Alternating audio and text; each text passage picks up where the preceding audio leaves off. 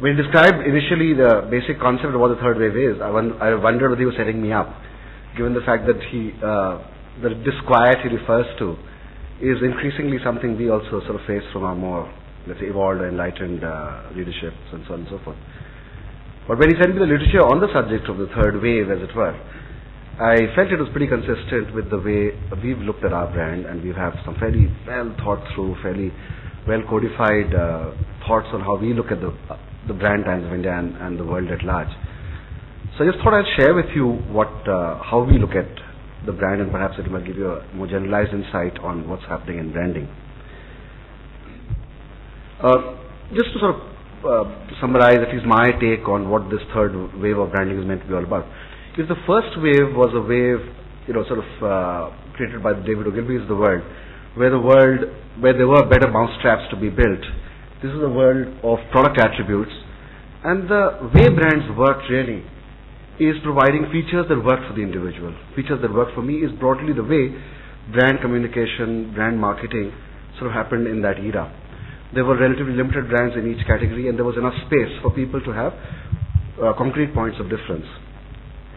Gradually, with sort of proliferation of brands and a sort of a blurring of such differences, branding moved to interpreting product differences in terms of benefits that actually answered some fundamental human need. So you had,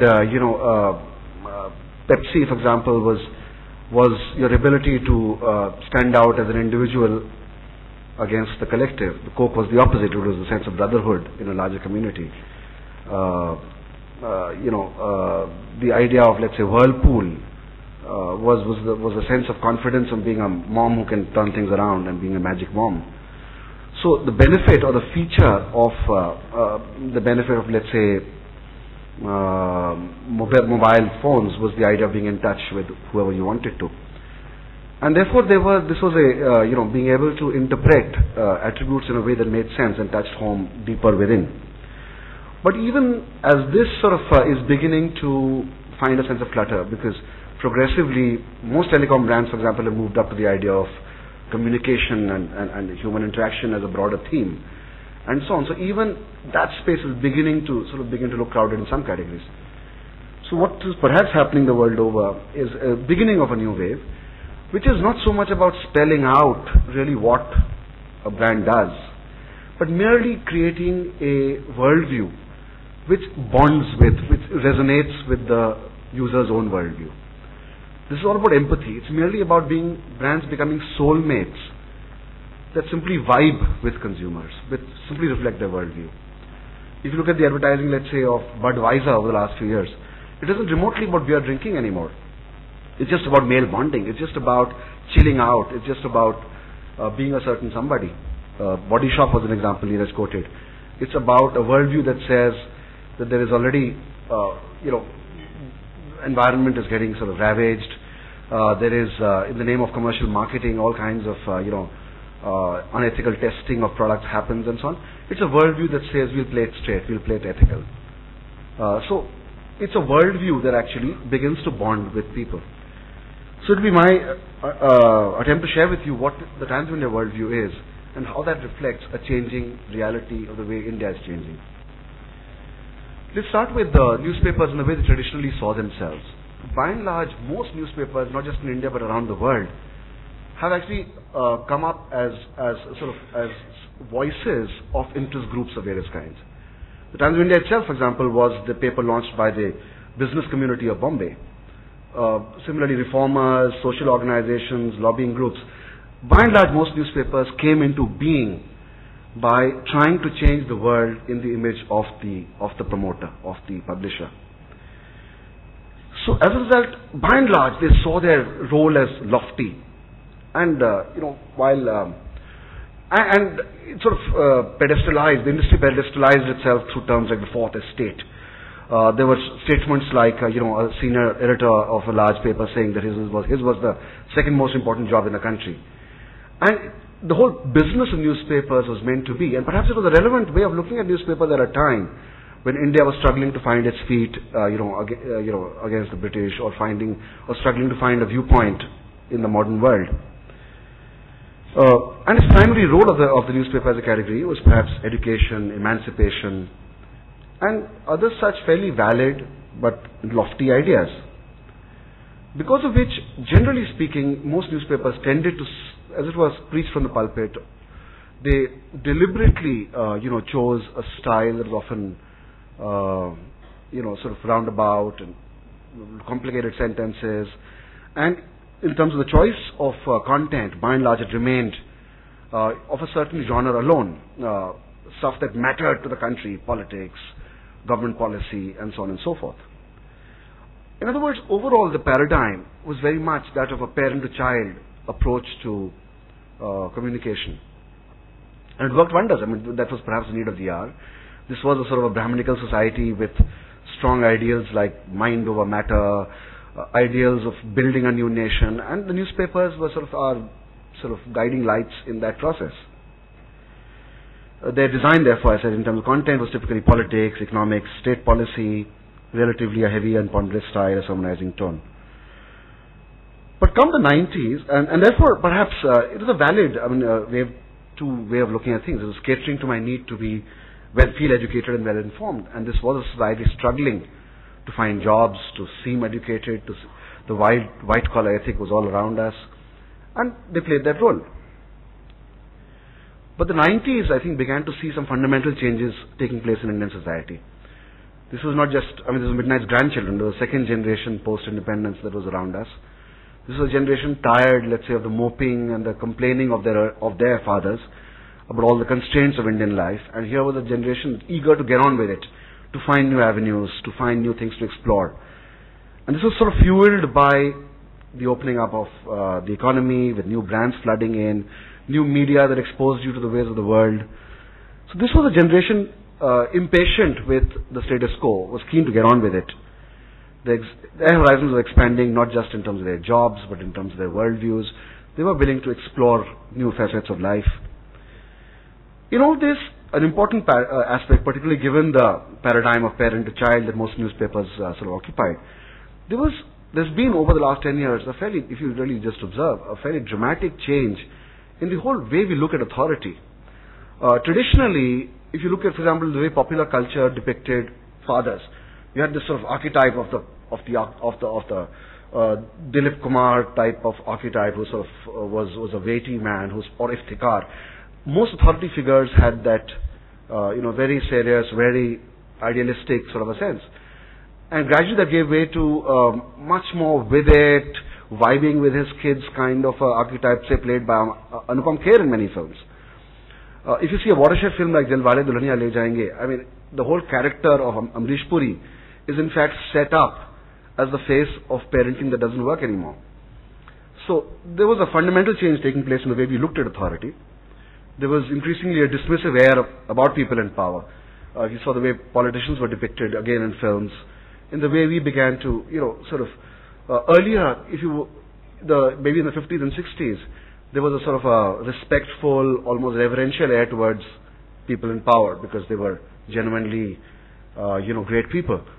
Till maybe the 70s and 80s where there was anger and there was a time of unrest and people were sort of rebelling against, the way the state works. And that was captured perhaps in the embodiment of, say, Amitabh Bachchan. To a time when people had gone beyond. They said, they in fact begun to lose interest in scams. They were just happening too often. And so on. And they were sort of beginning to say, politicians aise hi hain, or whatever. In any case, across the board, even in familial relationships, there was a loosening up of relationships. We talked about father-son relationships, friends earlier. Every story of friendship had to be dosti kabhi nahi todenge kind of a thing. And look at the Dil Chahta Hai has depicted friendship. There was a certain coolness, a desire to chill, a desire to have space around you. Workplace mores, from pinstripe suits to Friday dressing, you'll find examples across the board. Holidaying, just about everything. And there was a sort of a quiet rebellion against the parent-to-child paradigm. People just wanted to be seen as equals, and that I'm sure you can see in your own families. The way parenting is today with our own children is very different from what it used to be. So the Times of India actually, sort of at a fundamental level, and I'm just trying to capture the essence of this whole thing, and there are, of course, many aspects that go up in making the story. At a fundamental level, we said, who are we to actually change the world? I mean, who gives us this right?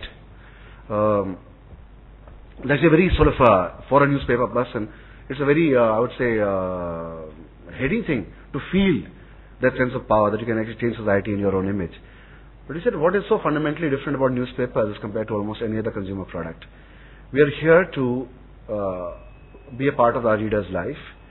The reader is what he is. Who are we to pass value judgments on what he is? We are here merely to partner whatever his dreams are and to help him master whatever his misgivings or obstacles in his life are. We are here to perhaps read more insightfully than anybody else what really drives him, what really his consciousness is all about, and cater to it. If argument's sake, college admissions is far more important than the state visit of a African president, then so be it. We'll carry it all the way from our front page through and devote a whole page to it. If India-Pakistan cricket dominates our senses more than, some other matter of economic policy or whatever, we take it all the way to our masthead. So we said, whatever, we will be here to mirror, resonate, and I would say, just be with readers in whatever, avatar they are. And to which extent, instead of our role being seen as education and emancipation, we just see it as empowerment. Empowerment sounds like a strong word. But every morning, the newspaper can just make you feel that we bit more in control of your life. There's in any case gloom and doom and death and decay and rapes and crime all around us. If the newspaper can just take a slightly lighter take on that, can actually see a silver lining on the clouds, can actually, not appear like a lot of newspapers do, that the end of the world is upon us. And engage readers in whatever is there in their heads. That's the way to be. And therefore, from a parent-to-child relationship, why can't we move to an adult-to-adult relationship? And therefore, just engage people in interesting discussions on what could be, or indeed on child-to-child discussions, which is sort of just catering to the idea of a new Maybach car that's 3 crores, did you know? I mean, whatever. These are just sort of interesting things that people just sort of lap up in their child avatar. So, the range of content today, as you would note as perhaps readers of the paper, it reflects the reader's consciousness and has become sort of, because it's happened in stages you may not realize it, but even as way back, just about 10 years ago, 93 or 94, it took something like, let's say, Amitabh Bachchan's near-death episode at on the Coolie sets for a film star to ever make it on page 1. Today it happens much more regularly. I mean, the idea of, let's say, Amir Khan's sort of remarriage or whatever may well be the subject of a page 1 story, and so on. So beyond politics into everyday aspirations and concerns of readers,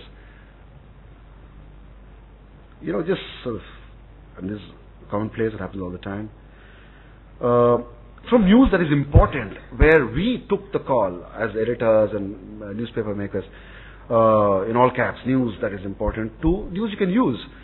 So, we are redefining what news itself is. News isn't necessarily a post facto report on something that's already happened in the last 24 hours. It could be a ready reckoner. It could be let's say, a guide on how to approach college admissions. It could be, a guide on how to approach a SARS epidemic or whatever. So it isn't news in the standard sense of the term. It's anything that empowers readers and makes them feel engaged. Doing away with political correctness. Again, I think there's a whole chapter here which again could be a subject of a separate discussion. This whole manner in which I think organized society in general tended to accord too much importance to institutions of man.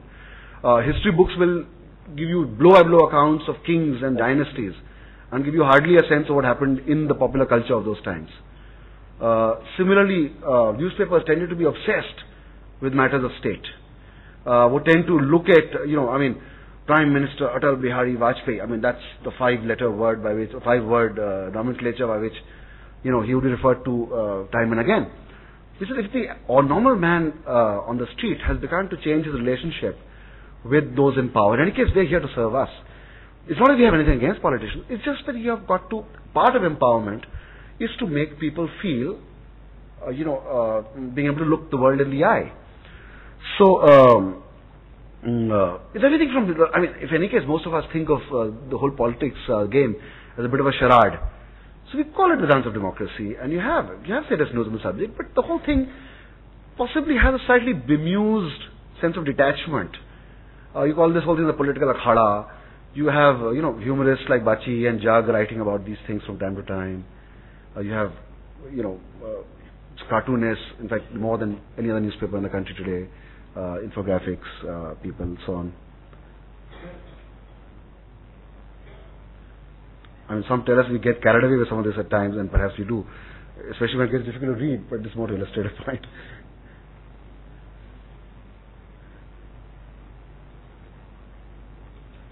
None of this is a perfected formula. We're also groping our way. There are times, there's recent feedback that maybe we're going overboard on some of these things. We're today reassessing, just pulling back a bit. But I think the larger point is still valid. Respect for individual aspirations over the collective. We've done across our editions, so there's always a difference in viewpoint with the way the individual will look at life and society will. Society will look at people from the IIMs going abroad as brain drain. The individual look at it as a great job cracked. And so on.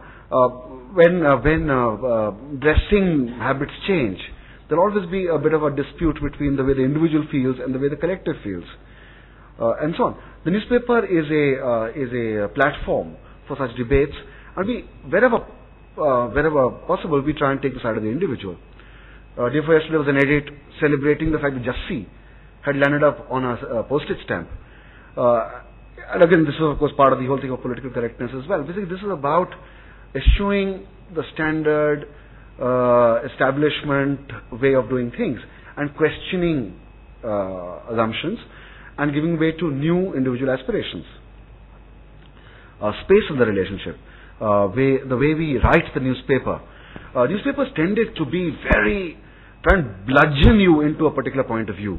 The way a lot of newspapers, even right now, I mean, I don't name some of the others that you may be exposed to, but they sort of, come on very strong to have you subscribe to a point of view. We deliberately, if you have a view, we'll also give a counter view. We'll have the Sunday sort of debates. We, if for argument's sake after Gujarat, the natural tendency of a lot of journalists who tend to be a bit left of center was to trash this whole thing in a big way. We deliberately offered space to say Balbir Punj of the BJP to give his point of view. And we monitor this to ensure that opinions of various sides flourish so that people are treated as adults and come to their own viewpoint. And therefore, the way we summarize this is that we offer choices, not judgments. From here on, let's share some advertising that perhaps captures some of these basic thoughts. This is a campaign that's been, running right now. Some of you may have seen it. We just about broken it. Eat with your mouth closed. Speed limit 50 kilometers per hour. No smoking. Go slow. No left turn. One way. No entry. For adults only. Don't argue with me. Cover your mouth when you yawn. Ladies first. Please stand in the queue. Keep off the grass. No overtaking from the left. Horn okay please. Switch off your mobile phones. Nightclubs will shut down at 11. Isn't it wonderful that in a world of rules and regulations, at least one newspaper doesn't tell you exactly what to do?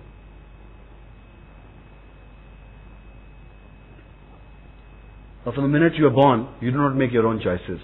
You don't choose your parents, your family, your sex, your zodiac sign, the color of your skin or the sound of your name. As you grow older, society conditions you further. You start speaking sentences others want to hear. You learn to please everybody without pleasing yourself. You're conditioned by your first cousin, your last teacher, your television, your job, your boss, everyone. Aren't you glad that in a straight and narrow world, at least one newspaper offers you argument, discussion and debate and the freedom to make your own choices? And so on. Many ways to look at what's right, what's wrong.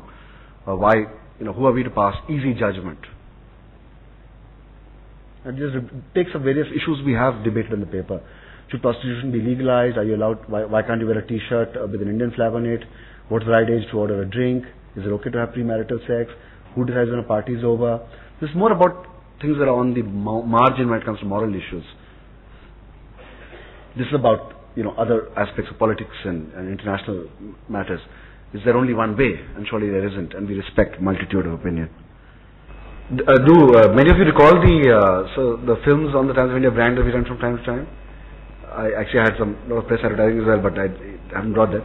I mean, the basic idea was just to show this, which is that the idea of taking life as it comes, instead of getting all het up about, the way things are. This is sort of a very effortless finger on the pulse of this multicultural entity called India. So, you have, this whole irony of the fact that when a VIP comes, you put up the stage and then you put it down again. So there's a whole film devoted to just this. And people from the sidelines watching in a completely bemused way. All this, the sort of so-called Maya Jal of politics, and this whole almost illusory world that we live in. So the whole idea is to actually, for the brand to, I would say there's one motto. It says chill, in a sense. That's in the world of newspapers, which is about, at one level, a wake-up call in the morning. The Times of India's essential point of difference is, as I said to you, this is a youth-to-youth dialogue, or adult-to-adult dialogue. And it's seeking to bond with people, not through any specific product attributes, not through any specific wave 2 type, singular dimension of what really we mean to the reader. Perhaps the closest word I would come to, if you were to look for a singular value, it's probably empowerment. But I think more importantly, is just by letting readers say, it lets me be me. I think that's the essential point. I think it just recognizes this growing urge amongst our young people to find that space, and it says, it lets me be me. So that is really, I would say, the essence of the Times brand.